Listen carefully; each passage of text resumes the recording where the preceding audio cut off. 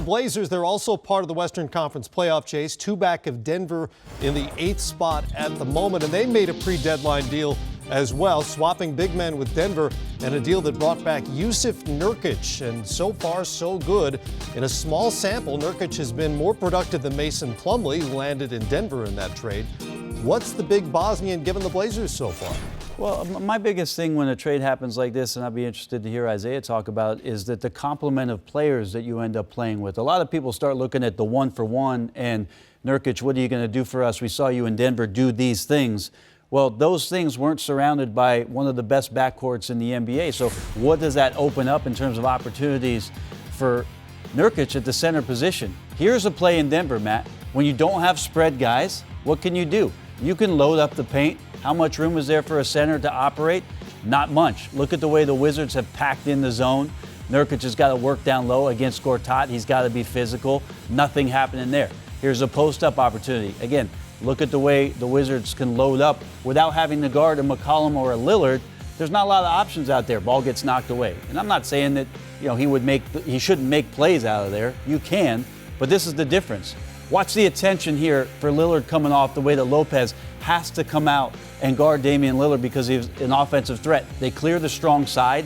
Every one of the Brooklyn Nets guys is staring at where Lillard is with the basketball because he's their number one priority. Well, then you forget about Nurkic and what he can do. On the roll, no backside defense.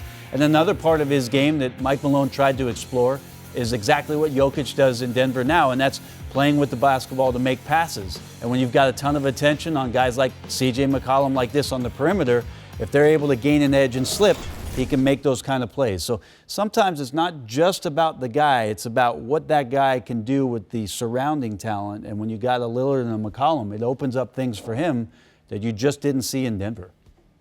Yeah, and when you look at Nurkic and what he's been able to do for Portland, the swap, to me, it definitely works. I mean, because, offensively, what Portland needed was they needed a third scorer. Mm-hmm. They needed somebody that can really command a double team down low or play down low, mm-hmm. or give those two guards a rest when they need it on the offensive side of the ball.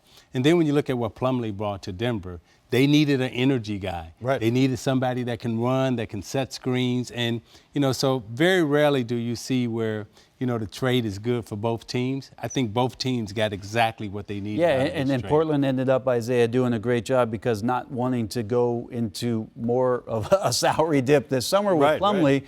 They're going to have Nurkic for the rest of this year and all of next year to explore what he can do. So, yeah, I think it's fair enough to say it's a win-win, and he's been playing well so far for Portland. And he's been doing the same playmaking that Plumlee was doing as a big in Portland, 4 assists apiece in a Blazer uniform so far.